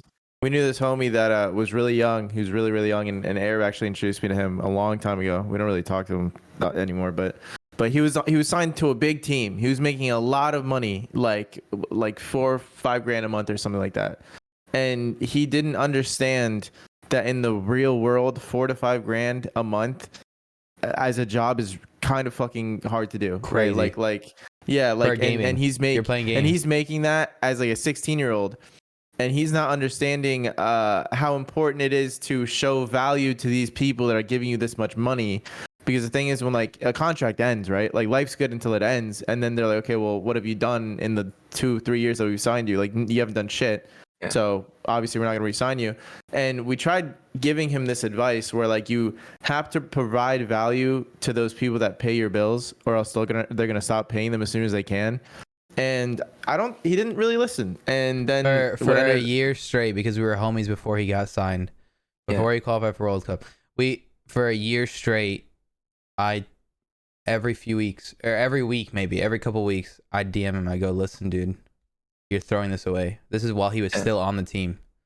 I said, as soon as that contract's over, you're getting dropped. Like, because you're not showing them value. You need to understand how important this is, because you not streaming right now, you not uploading YouTube videos is going to show them, all right, there's no point in continuing this investment. And you're going to realize that you fucked up. And then it just it happened, and then that player went on and like succeeded and made a lot more money, on his own in the game. But when it comes to that, being on, dude, I could just that say team. it, to be honest. It's not even like it was If fucking, you want. it was Class. Class is the homie. He was on 100 Thieves. Yeah. And I used to tell him all the time, because we've been homies since before he was anybody, before I was anybody. It was I was talking about a different person. Really? Yeah. I don't know who you're He's talking younger. about. Here, I'll put it in the chat. Mine was Class, bro. You're talking about Class, KLASS, right? Yeah. I had a few talks with him about. Oh my God, yours is true too. I can say that name too. Yeah, go for it. Mine was Class. Class qualified for World Cup. Yeah. I would play with him all the time. Like we'd play for content or whatever. And I would tell him to stream. You're gonna like throwing away this opportunity. Obviously he went and did his thing. He just wasn't a streamer. Like sometimes he would try after I DM him. He'd try and he'd do like an 8-hour stream. And be like, I fucking hate this. Like, and he'd stop for But he ended up going. He popped off. He did his own thing. He placed second in FNCS, etc. Like he made his money. I'm sure he got what he wanted out of it. But like obviously that was an opportunity that he didn't milk enough. I had a conversation with him, and we wound up not signing him because of the fact that he didn't have any social presence or stream numbers. So. And for how good he did, bro, like he was one of those players that insane. He would place top 5 and everything, but you just never heard of him because he wouldn't upload. Yeah. But the one Edwin's talking about, I'm gonna say it. Go for it. It's Winters. It was so long ago. TSM Winters. Yeah. It was TSM Winters, bro, and he was fucking nuts. And he would play the game 15 hours a day, but he wouldn't stream. And it was just like, why? Like, dude, I remember specifically being in a call, you, me, him, and like maybe one other person, and we were like, bro, do you understand how hard it is to make 4 to 5 grand in the real world? Like, as I think he was making 4K a month. Yeah, and also I think I've said this in the past, and somebody in the comments was like, oh, it's not hard. You just get a skilled labor job. Well, yeah, skilled labor sucks compared to like being a little kid playing a video game for the rest of your life. Like that's what we were trying to tell him, that he has an opportunity that nobody ever gets, especially that early on in life, and that he shouldn't squander it. That skilled labor job, you're talking that high of a salary is like the cap almost. Yeah, it's like it was the base. You're talking the base. Exactly. That's just off of the org salary. You're talking you still have Twitch revenue, you still have YouTube revenue. You know what I'm saying? Yeah, but I remember specifically, we sat here, we talked to him, and we told him, and I really thought that we drove the message across, but I feel like you had been doing that for months beforehand, and obviously he wasn't listening, and then he just never listened, and then lo and behold, he gets dropped. So content and upload, that is or stream and upload, that's your. Yeah, just be unique. Take advantage of take advantage while you're on top, right? Like, because you're not gonna be on top forever. Yeah. And the thing is too, like, yeah, stream and upload, but like more than anything is provide value. Yeah. Provide value in whatever way you possibly can. Yeah. You know what I'm saying? You know, I'm Yeah. happy streaming now because we've That's also good. been homies since he was nobody. Bucky. You know, I've been Bucky. telling Bucky for years, dude, and he came in and he finally said it to me. He goes, "You were right." I was like, "Do you see how much higher your value was now that you start streaming and you get fucking 4K viewers and you're hilarious?" He goes, Now he's on energy. "Bro, he's on energy." You know what I'm saying? Like, with all due respect, and we're gonna have, you know, BBG, the Taylor and the boys on here, but it's energy, you know. Yeah. And Bucky went from BBG to NRG because he started streaming. Mhm. And they So, mentioned. Wait, you're saying you made him? I made Bucky. Bike Age, who's the manager, literally commented under the post of them announcing him and said, "We've been wanting to do this since summer of World Cup." Wow. But why do you think they didn't? He had no value. He had no value. placements. He was placing, but it didn't mean anything. Yeah. And then boom, you know, like he turned it into something. And there's not many players that do that. Yeah. That's what you have to, and that's why I'll go back to it time and time again. You know, Slick and Oliver, I think, are two prime examples of what you got to do. Yeah, I respect Grind. Oliver for the work ethic. Yeah, he's He reminds me of me when I was. How old is Oliver? Oliver's 19. Looks 19. Yeah. Yeah. He reminds me of myself when I was at that level. Yeah, Like qualifying for everything, not really winning things, but qualifying for everything and streaming everything. And it's way more entertaining to watch. I know if an event is happening that I can put Oliver OG in my watch party. That matters, you know? Like it used to be I could put X and B and he was always streaming. Now it's not. Sometimes he doesn't stream anymore. And he threw that away by not streaming a season to take comp seriously, you know? And Oliver kind of took that spot. So like whenever there's a watch party, I 100% know Oliver OG's in that watch party because of that reason. I feel like people fuck with Oliver too, bro. I feel like the hood watches Oliver. You know what I'm saying? He fell off. The hood watches OG now. They do. Nah, I really feel like they do, man. Because everyone memes his eyes or whatever. But outside of that, like from what I've seen, is I've lurked in his stream like because of Arab and shit, and like he's like a pretty straight up guy, dude. Like he's just trying his best type shit, you know. He's so funny. Like when he moved into he lived at home his whole life. This was his first time ever moving out. So when he moved in, you know, he was totally socially awkward. And how much he's grown has been like incredible. Now, you know, he'll crack like those inappropriate jokes with us that he obviously wouldn't before. Like, Nice. No, more just like calling other guys daddy and shit. But he's like, nah, he just sucks my dick. I'm his boss. Yeah. Yeah, but it's and that you got that's HR like another thing too. up in TNA. One of the founders handles HR. Yeah. I used to my homie. I pay him a few bucks. He lets it slide. I be grabbing ass all day. One of the things people say about Virginia, you know, like I didn't watch the podcast. I saw the title when you're like the Virginia depression effect or whatever. Like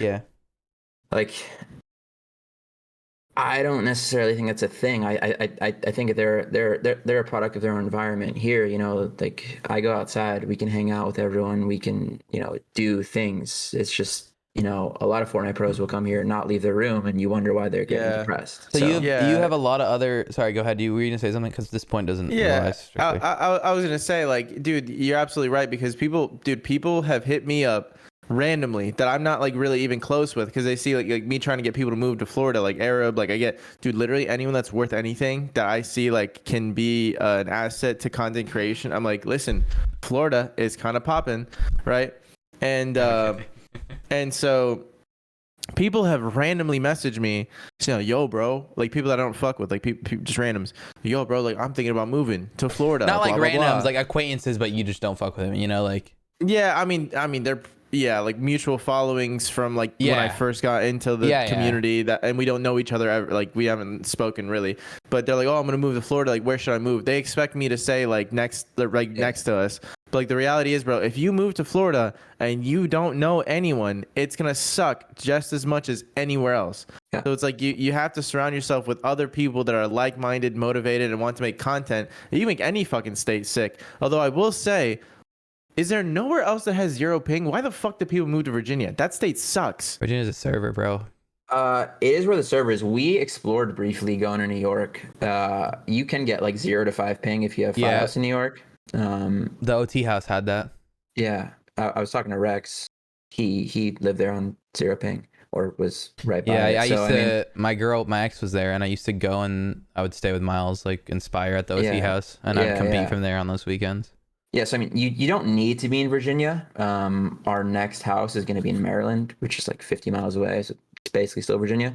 But yeah, I mean that is a good point. You don't need to be in Virginia to have 0 ping, but it's just kind of where everyone is. Now you have a lot of other orgs in the area, right? You have the OA boys, you have the BBG boys.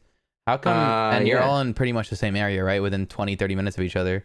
How come Yeah. we never see a fucking, the Omniverse colliding? I mean, I'm looking out my window right now. I see Styx and Rex downstairs. I mean, Oh, so they are there. They're chilling. How Yeah. come you're never making content with those players? How come you never hit the fucking OAX TNA challenge or fucking, you know what I'm saying? it's a similar issue that we discussed. Like I've sent it an edgy come over to. I've asked them if they want to do like a. Did I just bring up? I've asked them if they want to do like a phase X NRG X TNA like content anything, but those two guys aren't too interested in content. Yeah, but you got people like Styx who are. Yeah. I mean Sticks and I mean I fucking love Sticks, dude. yeah. No, I love that Styx, kid. Yeah, My man. He's a homie. So I mean, there are definitely collaboration ideas there that we haven't taken advantage of. You're right. So I fuck with you, bro. thank you. I have a few questions about the OCE boys. Yeah. So, clearly you took that risk during a pandemic too. Like that's hard to do during It a was very pandemic hard. to fly out It was the hard. winners of OC FNCS, the 2-time winners. So you actually have 4 FNCS wins under your belt. I mean, we have 2 we have Reverse Maryland Day when they won here and the OC boys when they So won. 3, yeah. 3 under your name. 2. Oh, wait. Oh, really? They didn't win the first one under you? Or the second one? Reverse The second one was Maryland Day endless. went back to back on endless. Yeah. Okay, so you have 2 in total, 4 if you count the they're predated or post dated. How did that? There's a few things I want to ask about that, but first I want to talk about like how that came up. How did you one day were you fucking stoned with fucking Joaquin and you just like, dude, what if we fucking fly out OCE boys, get them to compete here, like it'd be sick, We were actually hit up by Looter. Really? And He where's hit my you man? up. Yeah, and it was once again kind of good timing. TNA had, taken quote unquote like a breakish from comp, right? Like we'd obviously just lost 3 of our best comp players. Once again, we still had Slick and Oliver who are placing, and a few others, but we're and I hear other orgs say, TNA is dead in comp or whatever, and it doesn't like piss me off, but you want to prove people wrong. So it was a good time to get back into comp with a risk. Looter hit us up. It was like, hey man, I just won FNCS here. I've won solo cash cups and things like that. Are you guys interested in flying me out? I said yeah, okay, great. And at first it wasn't even going to be the whole trio. First it was going to be Looter and someone completely else, and then it took like 4 different iterations of who was actually coming over until we settled on Speedy, Muzz, and Looter. But yeah, I mean, it was actually a pretty seamless process. Their manager Red Scope has handled everything well. And yeah, so I mean, TNA has always been about taking risks, taking a risk with the content house, taking a risk tying reverse and things like that. So we saw it as a good opportunity. One, you get a whole new continent. Who knows about your freaking org, right? Worst case scenario, we have all of the OCE support right now, right? If you look at Muzz's chat, everyone's up at 4 a.m. in OCE cheering on the OCE guys, and they all love TNA now. So from a business standpoint, Good trio too, personable. Yeah, all of them. Yeah. They're all funny guys. They hang out with us all the time too. So I mean, they stream. Well, Muzz streams. Speedy does morning streams now too.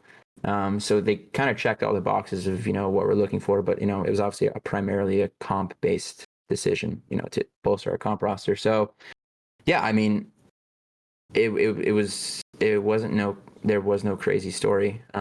It's just we wanted to take that risk on them and bring them over, and like I said, you get a whole new continent. You get you have to get like visas and shit. Yeah. So that is like the biggest thing. That's also expensive, right? to get their 3 visas is 10 grand. Yeah. And then Holy shit. A piece or total? Thank God it was total. And the only reason it was able to be total is because they were like a trio. Yeah. So they were able to qualify as like one team. Or else it would have had to been like, I think 10 grand 8K Oh, each. damn. So Yeah. you couldn't have even done it if they didn't do something worth coming here Yeah. for, huh? That makes Yeah. sense because my dad had to get, you know, one of his family members who worked with him like a work visa, and it was almost that price too for one person. Yeah. And then, you know, it's 2K per flight to get them over here too. So before they even get here, you Fuck. know, we're getting close to 15 grand that we spent on the OC guys. But the visas, you know, that was definitely like a scary thing because of COVID. You know, I hit up multiple law firms, our current law firm, and you know, no one was really making promises because it was really hard. COVID. Yeah, they're strict yeah. as fuck in Australia too. Now you can't even come anymore. Australia has a new rule. They're Yeah. not even like letting back some people who are outside of the country from Australia. Bro, So I saw that. I actually not- saw an OCE streamer that I know say that they were going to be locked down for like Yeah. 7 months or something. yeah, no, so for these guys in the next, you know, they're here for 6 months. If they want to renew their visas, they might not even be allowed to go back to Australia to do it, which is what you'd have to do. But yeah, so I mean, the visa process, they had to go into Melbourne, Australia, get an interview, get past that. We obviously have to, you know, be their sponsor in the US, which is, you know, the reason that Power couldn't do it, which is the org Muzz was on, is 'Cause because you have to have they somebody- don't have a US, you know, business address or whatever. So yeah, I mean, Like we're Power their was talking sponsor over about there. it, and they had the money for it, but they just didn't have that. Yeah. So yeah, I mean, we just got really lucky that it worked out as a timeline. You know, it could have taken months to get their visa. Thank God we had a really good lawyer who, you know, literally did it in a month, which is That's crazy. Crazy. was That is crazy. Oh, that actually Holy is shit. crazy. Like if anyone, yeah, it's nuts. Her name's Jeannie Doi. If any orgs want to get players over here, I mean, she won like Esports Immigration Attorney of the Year or something. So really, yeah, so she's an award. nuts. Yeah, she's nuts. And Esports Immigration Attorney of the Year. That's an Yeah, award. that's yeah. It's almost like how many people are competing for that, really. yeah, no, she's helped a lot of the, I know, COD teams and things like that. So yeah, we got 'em over. So how'd that process go persuading the parents? You know, you're talking obviously once Speedy's again- older, but you got Muzz and Looter who are a little bit younger. Yeah, I mean, once again, it was really seamless. One of the most seamless signings we've had, even though they're on the other side of the world. Muzz and Looter both had really supportive parents. Muzz has, I think he took a semester off school. He's only 16 still, but his parents were okay with him taking a semester off school. So, you know, they're full supportive, and Looter's parents similar, fully supportive as well. I'd hope so, right? When you made fucking Yeah, 60, 70 grand within yeah, the first a year. Yeah. Within not even a Yeah. year, like they went back to back. I mean, it's only 7K. Is if you it know 7K each? Yeah. Shit.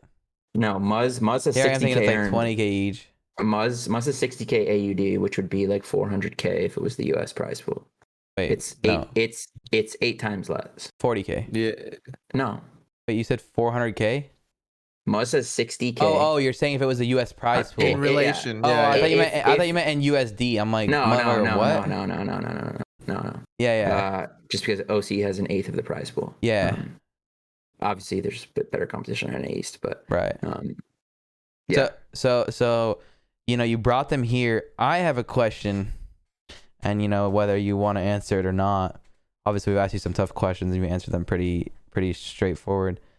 Is there a clause in your contract that says that they have to stay together for at least the first FNCS? There isn't. No. Really?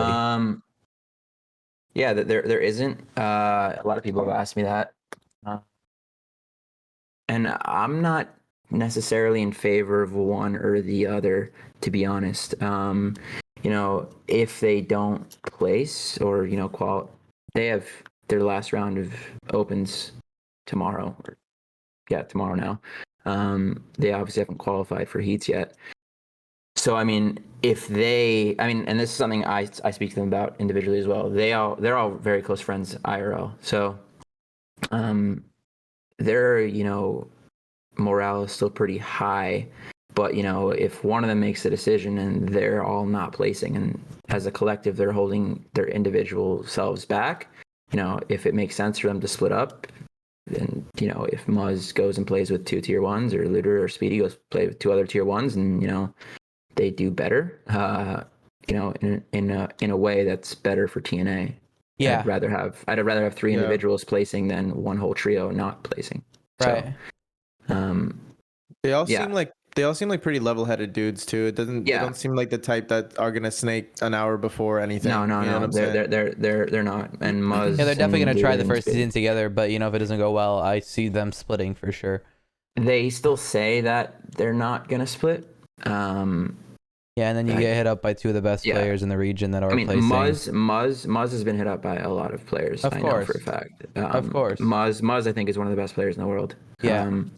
He's nasty. But yeah, I mean, we'll see what happens. Dude, it's so cool to see all these like new people come up, Yeah, bro. it is. Like you never hear about like, dude, like Chap, 72 Hours, like Vivid, like all those players, bro. Like they were so in the past, man. Crazy that like Nick Merckx was a top like comp player. Yeah. Dude, I fuck with the fact that he still plays and he's still fucking 200 pumps, bro. You know what I'm saying? It is. Bro, Like, shout out to him. It is fun watching him. He gets like awesome. so into it, you know. It's so fun. He's riding fucking second moving, hitting 200s. Like it's all so he knows fun. how to do is shoot. I feel like old pros, they like resent the game now, but like I don't think Nick ever had that. I think Nick just plays for fun and like likes it. But like I feel like old pros like Listen, swear off it. They never want to come back to it. take it as someone who like now doesn't take comp seriously, or like I don't really play comp anymore. I don't play cash cups, whatever. But like when it comes to these FNCS videos, I know I have a good title, so I'll do something like no comms or no guns or whatever, just so I could say like qualified with. If there's a qualifier, I can make a great, and dude, they're booming.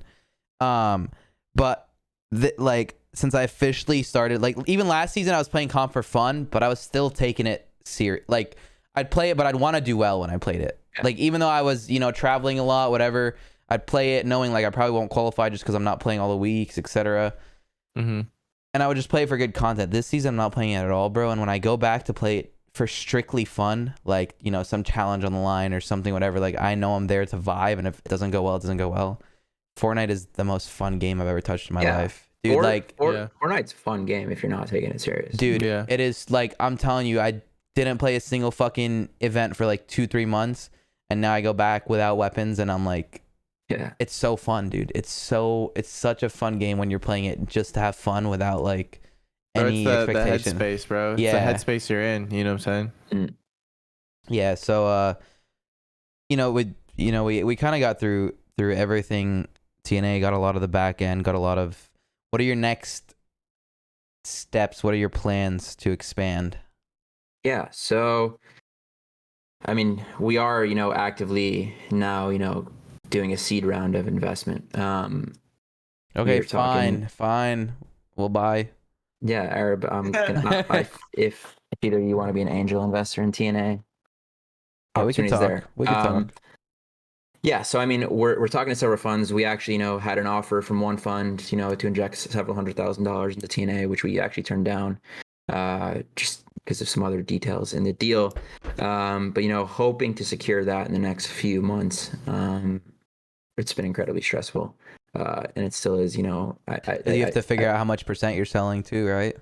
Yeah. I mean, we all have backgrounds in finance, and we have a pretty good legal team and things like that. So we're pretty, sound on the business side of things and negotiation side of things and that sort. But yeah, so getting a seed round done is a goal. And then, recently I've been in talks with some pretty good sponsors, potentials. I'm obviously not gonna say names, but we've been in talks with some well-known brands who are finally starting to TNA is finally starting to get noticed by non-endemic brands. I don't know, if you want to be honest. I don't know. But yeah, so looking to secure some more of those sponsors, like similar to like a FaZe McDonald's, obviously not a McDonald's, but like a White Castle or something like that. Secure those sponsors, and then I've also had some interesting talks with teams in other games who want to come under the TNA name. I had a call a few days ago with the CDL team actually, which is something I wasn't expecting at Call all. of Duty wow. League. Yeah, Wow. which would have been which still could be crazy. I The think of him as- Virginia Vikings. yeah, he was like, all The right, Maryland Marauders. yeah, it's funny. It's actually a guy from New Zealand too. The New But Zealand. Wait. Whoa. Is there? Did you guys hear that? What the fuck? What was that? What? That was Nothing crazy. happened. No. Yeah, I don't know what you're talking about. Anyways. yeah, so I mean, expanding into other games, stuff like that. So You're such a fucking clown, dude. I hate you. I hate you, dude. And this kid, dude. I hate him. Bro. Man, a key thing about all this fucking comedy shit is I just make myself laugh, and if you laugh, you're gonna laugh. You know, like that's how I see it. Okay, so you got the CDL. Sorry, that joke was too good to. I would Was love. it? Was that- I'd love to get some beers with you when we're not on camera. And 100%, bro. Well, he 100%. can't. That's, we could have that's a good haram. He can't do that. As long That's as there's haram. bacon in the beers, then I'm in. All right. Yeah, but I mean, I want to take TNA to the top. Like, wait, you can't have bacon either. I still do. Do Do you? I'm not do you keep Muslim. halal? No, I'm not Oh, you're Muslim. not? No. Oh. You guys are a bunch of fucking sinners. I'm Catholic, but I'm not really like practicing. You know. Right. Yeah. Yeah. Yeah. But yeah, I mean, I want to take TNA to the top. I don't want to be a middle market team. I don't want to, be mediocre. How'd you come up with your name? Want to huge. Yeah, it's a question I get a lot too. At first we were New Age of Athlete, which was not the best name. Not the best. But we stuck with that theme, and I think it's a pretty cool name. Gamers today and content creators really are like a new age of athletes, for right? sure. Yeah, ninjas making more than most basketball players.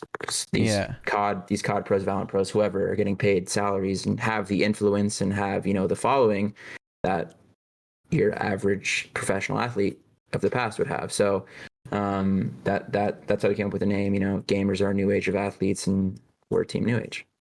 Sick. Yeah. Did you come up with it by yourself? I honestly don't remember. It was just me and the two other founders, spamming names back and forth. Which founders are those? It's Shin Mitsuno and Joaquin Del Mar. So they still are part of it. Yeah, they've been my best friends for like 10 years. Okay. Good shit, bro. Good shit. Thank you. Go ahead. I think that people always say like, oh, like friends in business, you should mix them, this and that, bro. Those people have terrible friends and do bad business. Because Yeah. I think friends in business, bro, it's a really good it's a good combination, bro, if you get the right people in the right room, If they weren't my friends, this probably would have failed. We've gotten in crazy arguments that if they weren't my friends, I would have said, fuck this guy, I'm never speaking to him again. But because we're best friends, even if we argue for a day straight about, why we fucked up a signing or why we shouldn't have tweeted something, we're able to go back the next day and act like it didn't happen. Yeah. So, Yeah. I mean, dude, even important. we have our little quarrels over like what piece of content, and we always find some, we always end up meeting on some sort of ground, even if there's like a tension during it, Yeah. And that's why I fucking hate him. But we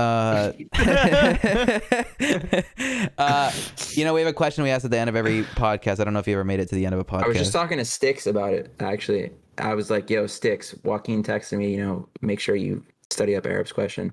And Styx says something about a girl and a guy. But yeah. So before we ask the question, you got to plug the socials, because obviously if somebody made it this far, which I'm sure a lot of people have, especially our actives, they because that was I feel like there were no downtimes.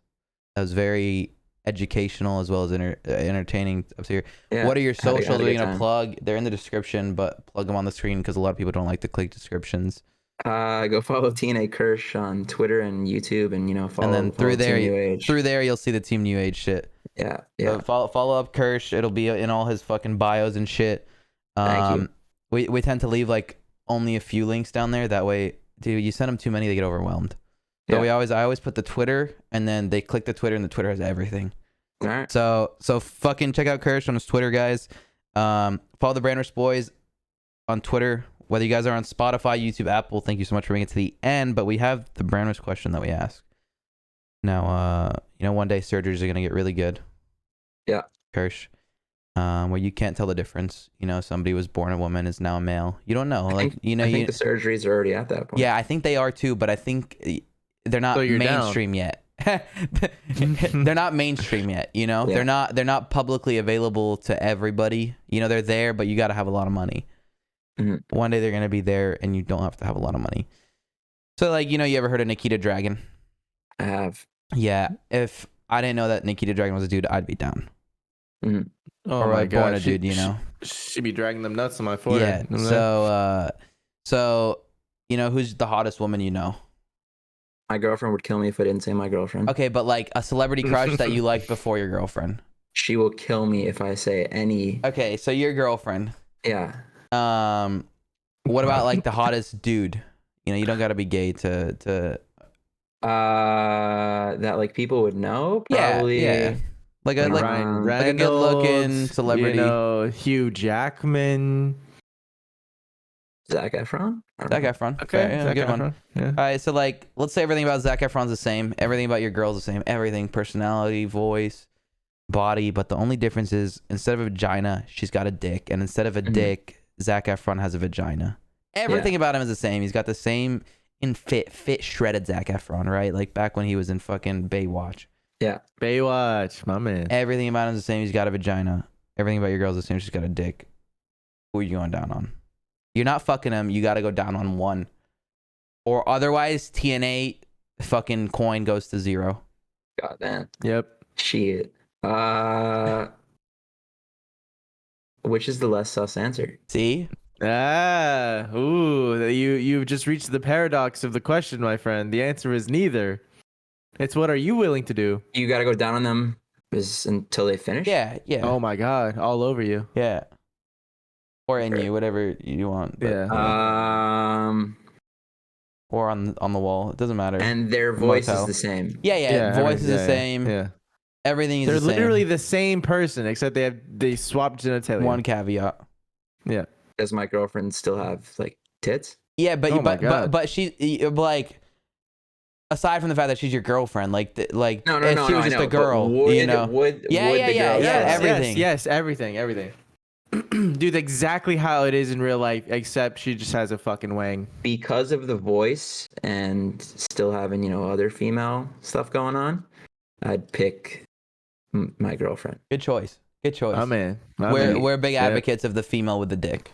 Yeah, but I will say it did sound like he answered that because he was afraid for his life. No, because no, I really, no. I think he don't wanted think to say so. Zac Efron. You don't think so? No. That He was trying to put you would, into a corner. Like people underestimate like the power that like the voice would have and like Yeah. No, you're exactly. right. You're 100%. right, bro. You're right. No, I always Bro, use it as an example. I always go, imagine like these people are choosing Chris Evans with a fucking vagina. I'm like, oh yeah, like you go down on me, you know? I'm like, whoa, like they had the dude.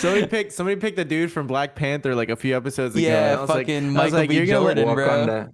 Yeah, Oh, I was yeah. like, he's gonna be saying Wakanda forever, bro, while you're fucking eating his shit. That's fucked up. You are so it's good. You know? Oh yes, keep going. Anyway, so you guys so much for making it to the end of the podcast.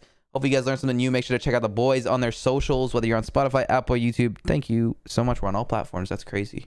We'll see you the fuck later. Peace.